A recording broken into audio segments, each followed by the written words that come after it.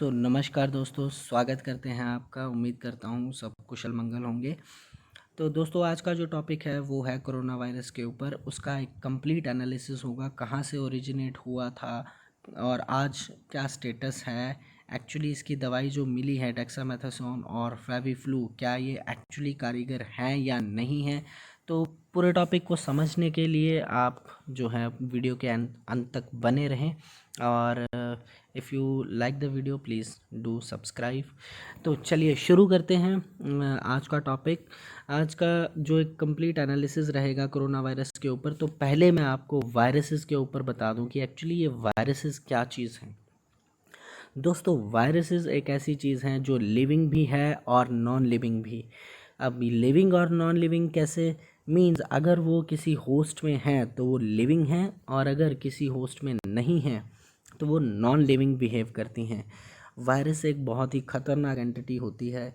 उसका जो अंदर जेनेटिक मटेरियल होता है वो आरएनए भी हो सकता है, डीएनए भी हो सकता है, डबल स्टैंडर्ड भी हो सकता है और सिंगल स्टैंडर्ड भी हो सकता है।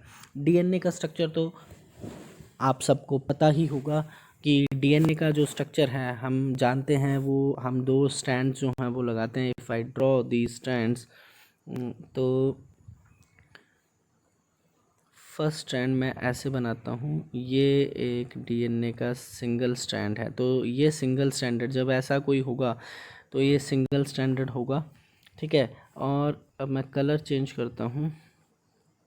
तो जब आप इसको ऐसे करके देखेंगे तो ऐसे करके दो स्ट्रैंड जो हैं वो बनते हैं, तो वो डबल स्टैंडर्ड डीएनए है। इसको और भी अगर मैं सिंपल बताऊँ आपको, ये one colour and this is of second colour, तो ये डबल स्टैंडर्ड है। और सिंगल स्टैंड होगा तो सिंगल कलर वाला आप याद रख सकते हैं। तो जो भी आपके वायरसेस हैं उसमें डीएनए भी हो सकता है, आरएनए भी हो सकता है, जेनेटिक मटेरियल। देन ये जो वायरसेस होते हैं उनका जो डीएनए या आरएनए के ऊपर एक प्रोटीन कोट होता है, ठीक है। जैसे हमारी स्किन है, हमारी स्किन प्रोटेक्शन का काम करती है, वायरसेस में भी वैसे ही जो कोट होता है उसका बाहर का जो कवर होता है वो प्रोटीन कोट होता है। वो बहुत ही दोस्तों ख़तरनाक होता है। इतनी आसानी से जो है वो ख़त्म नहीं होता। अगर जब तक हम उस प्रोटीन कोट को नहीं तोड़ेंगे वायरस को हम नहीं ख़त्म कर सकते हैं। तो उस प्रोटीन कोड को तोड़ना बहुत ज़रूरी है। मैं आपको डायग्राम दिखाता हूँ। देखिए, ये जो है, ये बाहर का ये जो स्ट्रक्चर है ये प्रोटीन कोड है आपके वायरस का।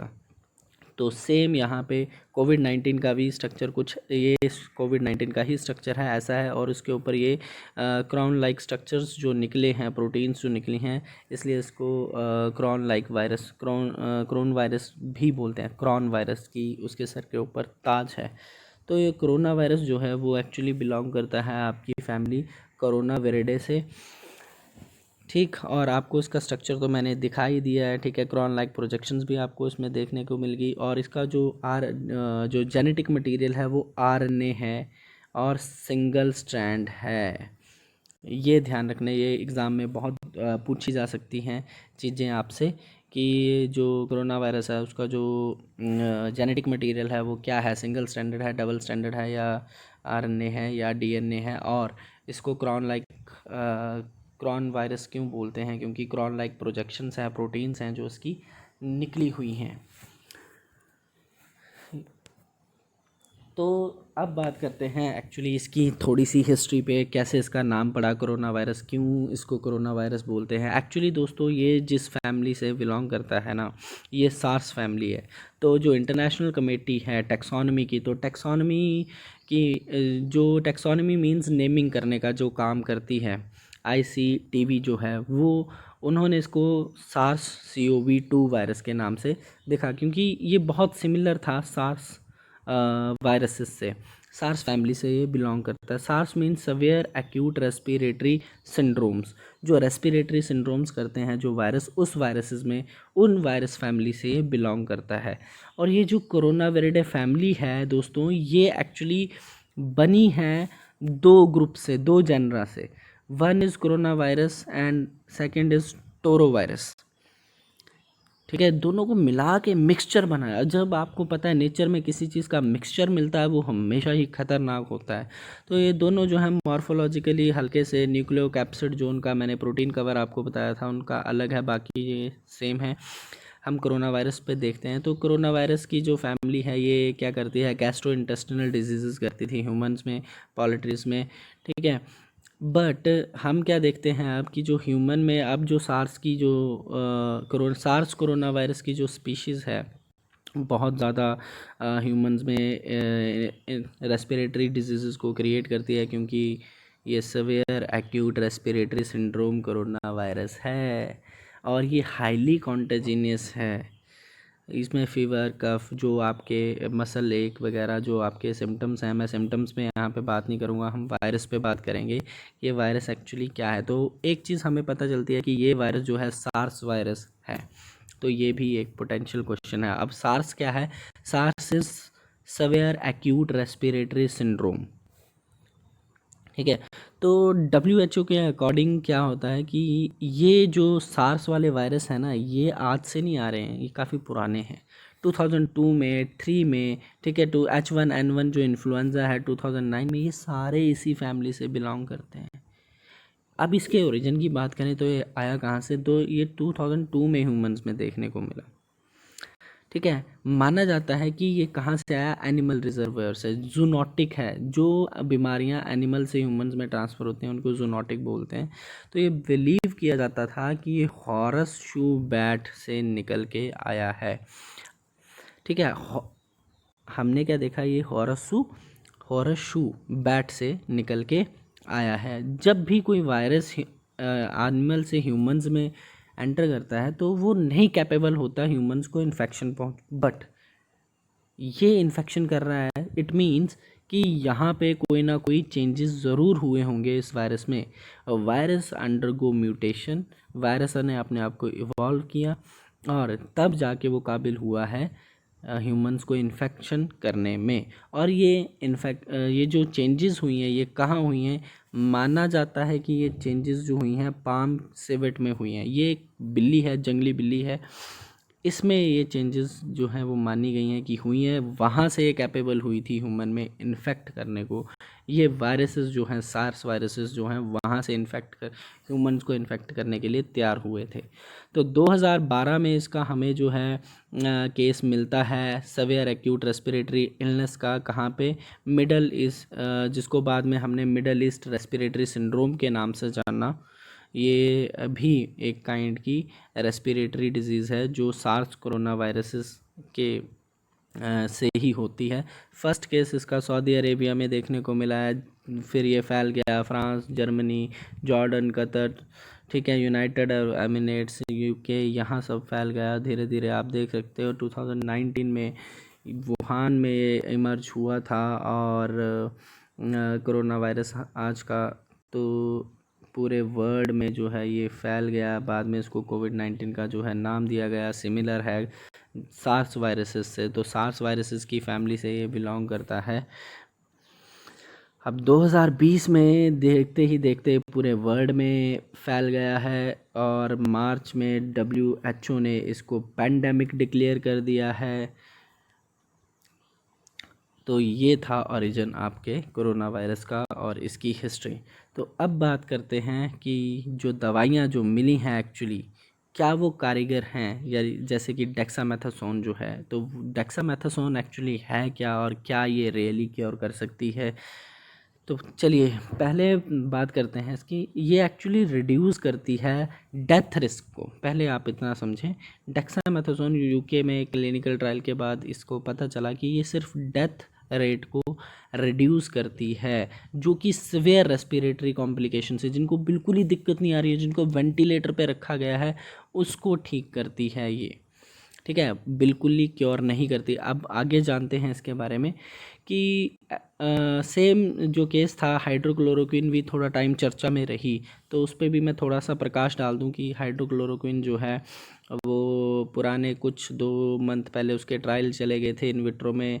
ऐसे देखा गया था कि 100% पेशेंट रिकवरी है, बट जब क्लिनिकल ट्रायल हुए हैं तो कोई बेनिफिट नहीं मिला है। सवेयरली इल कोविड-19 वाले पेशेंट्स को, जो बिल्कुल मतलब स्टेज पे है ना, ख़तरनाक स्टेज पे हैं कोविड की, उन पे हाइड्रोक्लोरोक्विन का कोई इफ़ेक्ट नहीं पड़ा। इसलिए इसके ट्रायल्स को जो है वो बंद कर दिया गया और इसको मना कर दिया गया कि हाइड्रोक्लोरोक्विन जो है वो नहीं, ठीक है, आपका यूज़ होगी। तो अब बात करते हैं, क्या ये जो दवाई है, साइंटिस्टों ने क्या मतलब फाइनली ढूंढ ली फिर दवाई? नहीं। तो क्या डेक्सामेथासोन कोविड-19 को क्योर कर सकती है? नहीं।